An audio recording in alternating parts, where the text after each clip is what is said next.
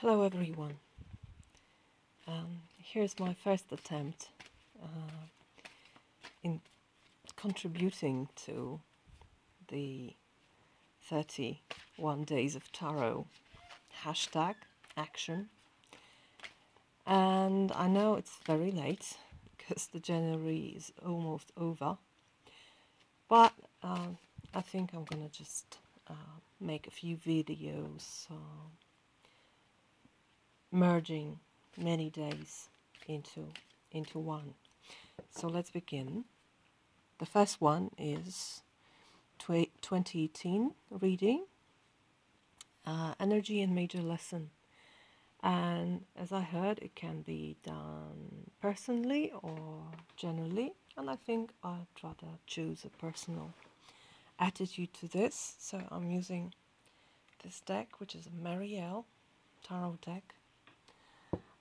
I like to use it for special events, not everyday readings. For example, for new moons, I find it very informative. So let's look. I'm just going to spread the cards and choose one for energy and one for major lesson for me. Let's look what it's gonna be. Page of Discs as energy. I love it.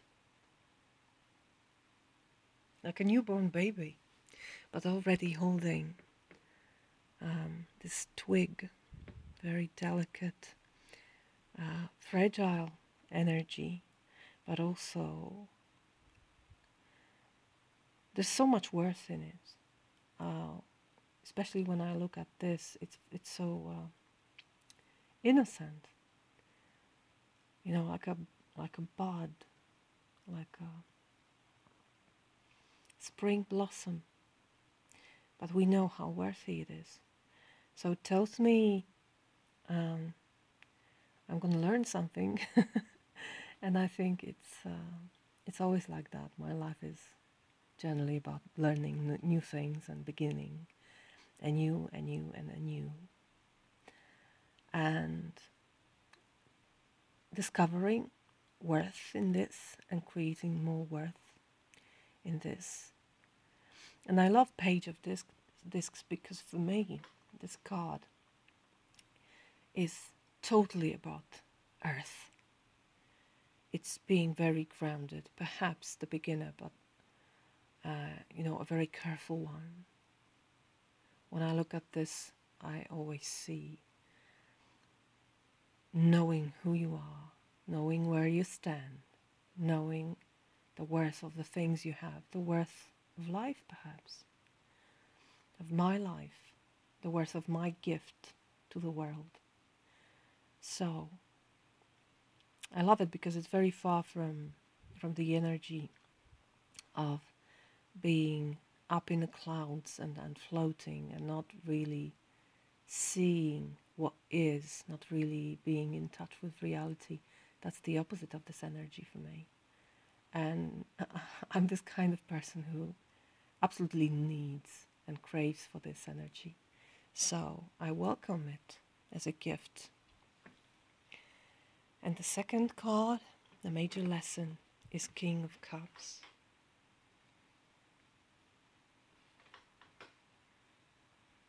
Which is, will it focus? Yes, it will.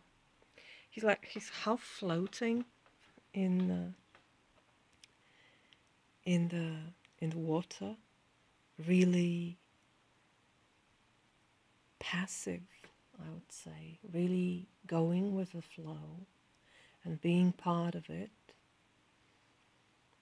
and accepting or even embracing everything that is around him and being really a part of it. It's like intrusion into the water. But I don't find it still. I think it flows.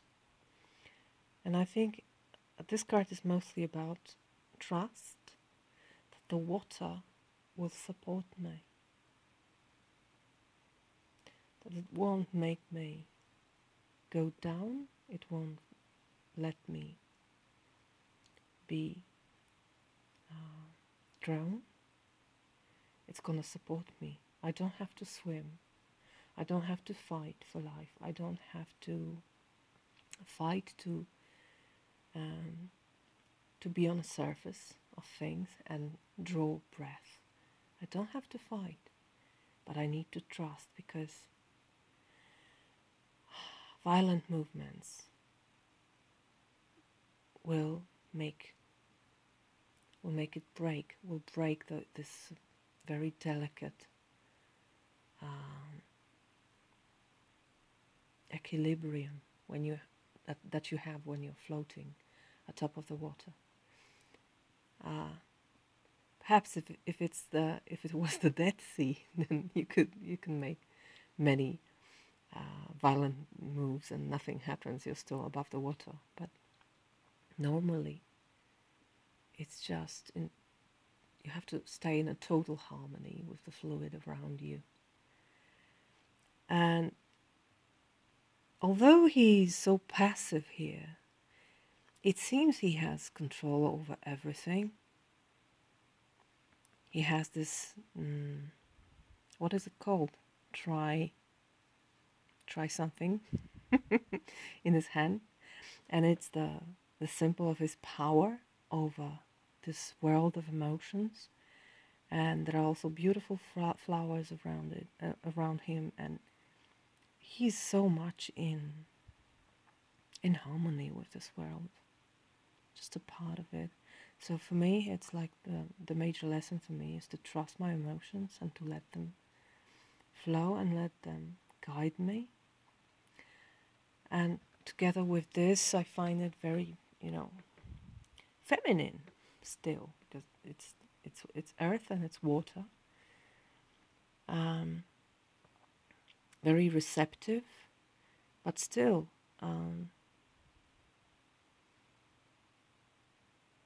being the master. This is the king, the highest energy possible here, master of the suit, and also becoming.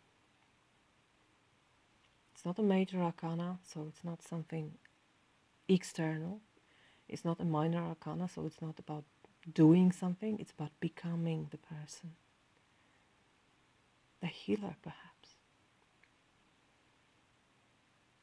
So, thank you for this, dear Muriel Tarot. I like this very much.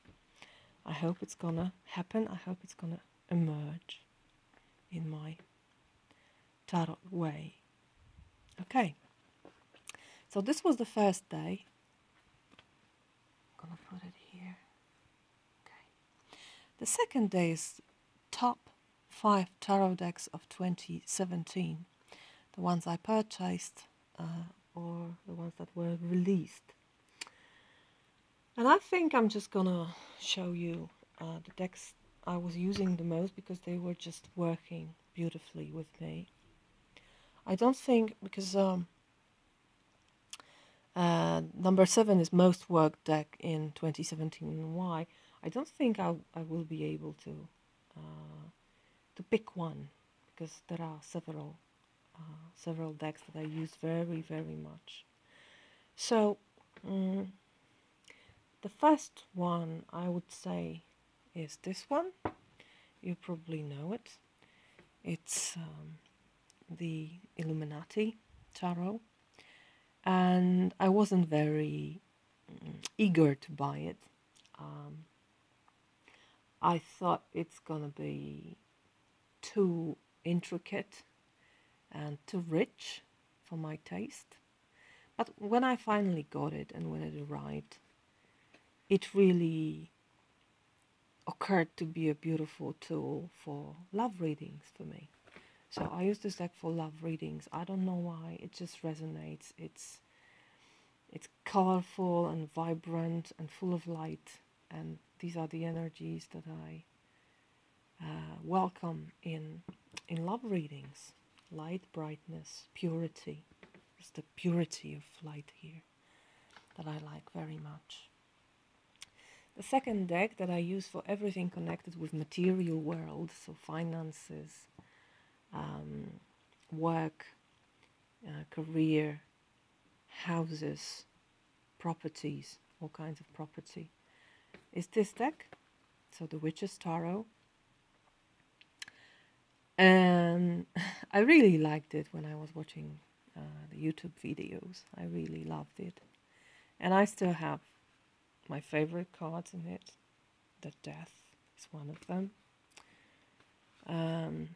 Also Three of Pentacles. This Ace of Pentacles. Many, many cards. It's really, again, communicative, but on a very basic level, I would say. It's very straight. It speaks straight in the face about I love the Tower in this, about things connected with money and the energy of the material world. So, and as people usually ask me about love and money, so these are the two. These are the decks that I use very much.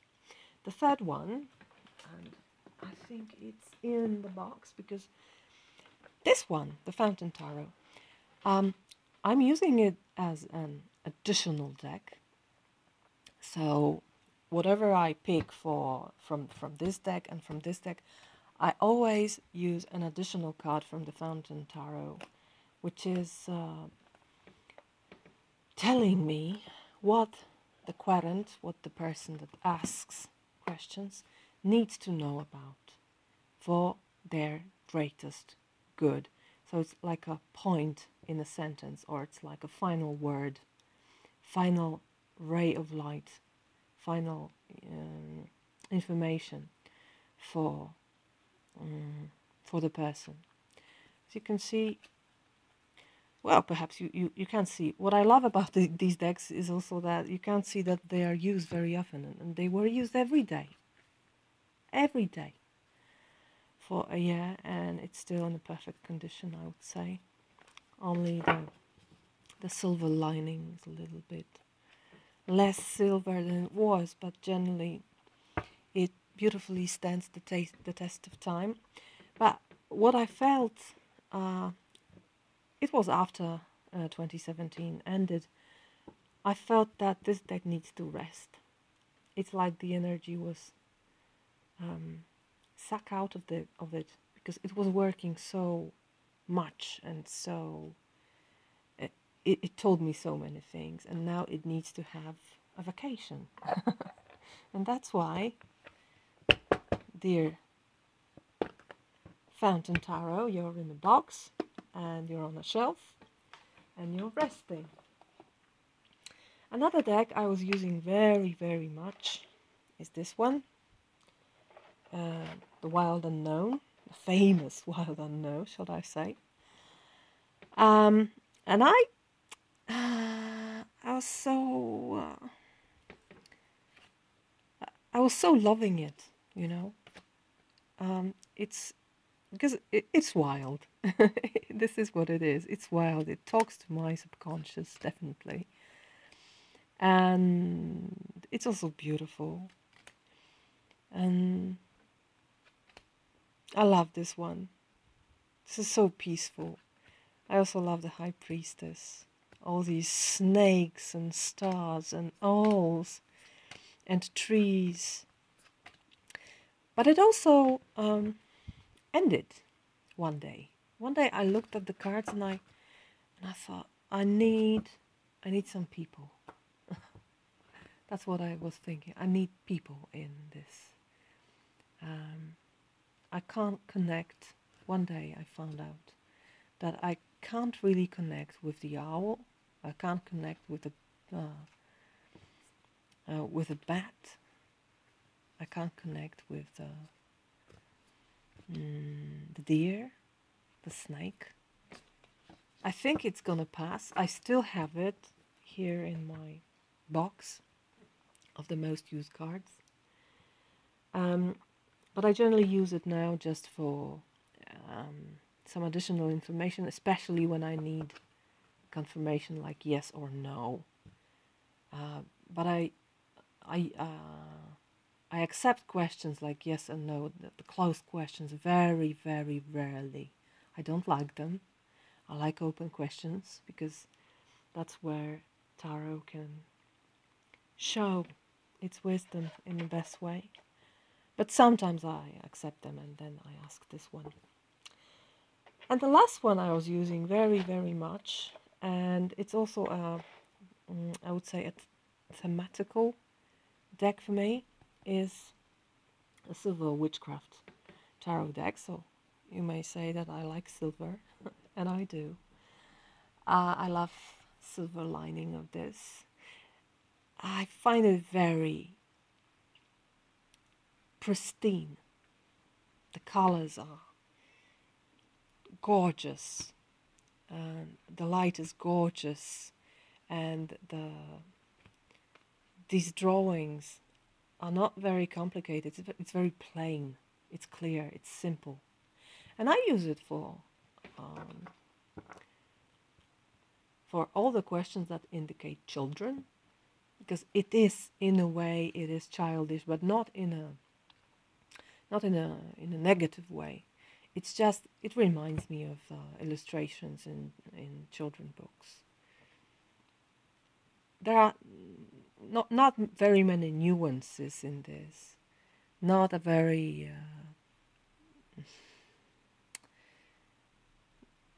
this perspective. It's you can see it's achieved in a simple way. It's not intricate like this one, where you see all those details everywhere. It's plain, it's simple, but it speaks to me, especially with colors, but also with people. So here's where I found balance between this very abstract, wild unknown, and very straight silver silver witchcraft tarot deck. All right. So this was the second day. So it's the 2nd of January, and now it's the 3rd of January, and I'm going to talk about top 5 oracle decks of 2017. And guess what? I can only show you and choose one because I only use one. It's Shamanic Healing Oracle cards. And I absolutely love it. And I find it's enough. It's enough for me. I don't need anything more. Golden one. Thank you, Corina. I'm so happy that you're watching this. I thought nobody was watching. Again, I use it only when I read in English because I find it awkward, the need to translate into my native language. And I don't think I do it in a precise way. I don't think I can really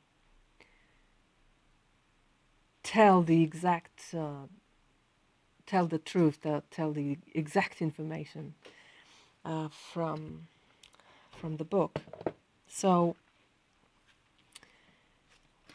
I love it. It's dark, but it's also full of color. And again, these images, they speak to me. Stripping illusions, duality. Oh, this one is beautiful. I love the palette of this. It's, again, dark but vibrant and very much connected with the earth, with all that's ancient, with all that's celestial, with all from the animal wisdom, the power of nature. I love these images. And again, they speak to me on a subliminal level, I think. And at first I wasn't very trusting in this. I thought it's impossible that these cards can help me in something. But But I put my trust in this, and surprisingly, it answers many, many questions in a beautiful, fulfilling way.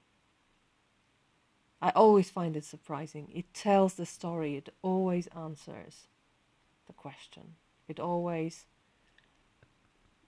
touches the very point that is supposed to be touched. So I love this oracle deck, and quite frankly, I don't think I need anything more than this. Well, I don't have this need right now. Of course, I have many, many oracle decks on my wish list, but when I when I log in to the shop and I browse, I always find tarot decks that are more compelling, is the word, that are more speaking to me, and that I feel the connection and need to buy them. So much for oracle decks. Top 5 tarot books of 2017. Oh, there's one tarot book that I love, and I don't think I will ever stop studying this, and this is Tarot of the Spirit by Pamela Eakins, PhD. It's the well of wisdom, and I constantly read it. I don't think it's created to be just read and then put on a shelf. I think it should still be with me, and I I check the book very often, and it's gonna be one of my top 5 tarot books of the next year and the next year. That's what I suppose. And to be frank, I don't read very much about tarot. I I'm not very much into paper books, by the way. I prefer ebooks, and there are several interesting books about tarot ebooks, but I can't show them to you. This one, it's the Polish version of the Mythic Tarot, and I quite like it. I like the attitude towards tarot, and explaining it in a totally different way than all the ways I have known before. It's what they say: the new face, the new image of tarot. And this is also about the Byzantine tarot. Another point of view um, towards this beautiful tool that tarot is. So these are my top 3, let's say, this year in 2017. The card that stalked you in 2017. I don't know exactly what do you mean by stalk, but there's one card that is confusing to me, and I read it in many, many ways, but I still don't feel it. I still can't say, okay, now I get it. Now I have you. I know exactly what you mean. I always feel like perplexed when I see it, and it's the High Priest. It's a difficult card because it speaks of many different things, and it's not obvious. I mean, I could stick to one meaning, but it would make it a very poor card. And I think there's so much to this. There's wisdom, there's hierarchy, there's church, there's faith, there's shamanism, there's marriage, all the things connected with um, institutions. And you know, when I take it all, when I look at all the things this card can mean, I find it almost too broad. There are too many things that are not really covering one field of greater things. And it's the only card in Major Arcanas that does so. Like it covers many more fields than just one. I don't have this feeling with any other Major Arcana. I know exactly what the shadow side is about, what the Empress is about, etc., etc. But this one, it's making me feel awkward. Like, what is it this time? What do you mean? High Priest? What do you mean? Why the High Priest? It's also sometimes called the Patriarch. So another different story because it's connected with patriarchy. So something very masculine. And sometimes it's called faith. So again, another story, etc., etc. So let's say this one was stalking me during this time. The card, the deck you finally crossed off your wish list in 2017. It's gonna be funny. Guess what? Ta-da! The traditional Smith weight. But the truth is that I didn't have any of the Rider-Waite Smith decks until the end of this year, the end of 2017. I had so many decks connected with this tradition and based on this tradition, but not even one of the traditional ones. So finally I have it. And I was afraid at first that it won't work, that it's too vintagey,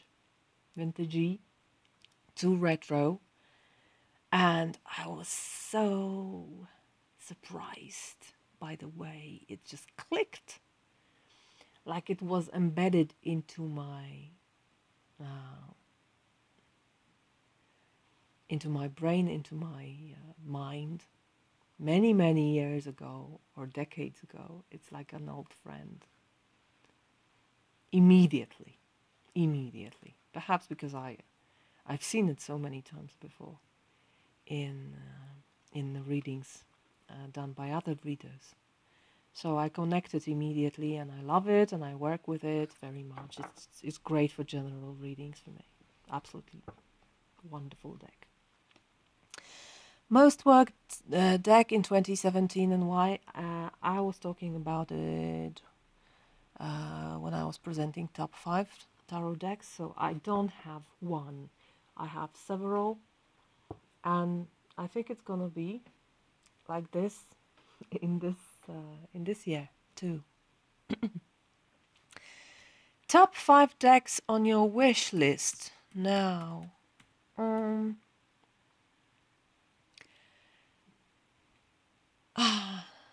I never know. It's like I don't make plans. I know that I have some decks that I'd like to see, and 2 of them are on their way, and it's the modern spellcasters tarot, and one more, but I can't remember which one. I know I like Line Strider, and I think I want to have it. It's very close to what I would call the ultimate white deck. I was dreaming about the white deck. I mean, I had a dream at night, and I imagined how would my deck look like. It would be very, very white with only shapes emerging out of the whiteness. Very bright deck. I don't know would it work, but I'm gonna try the Line Strider for sure. Rosa Mundi, is there anything like that? I can't remember exactly.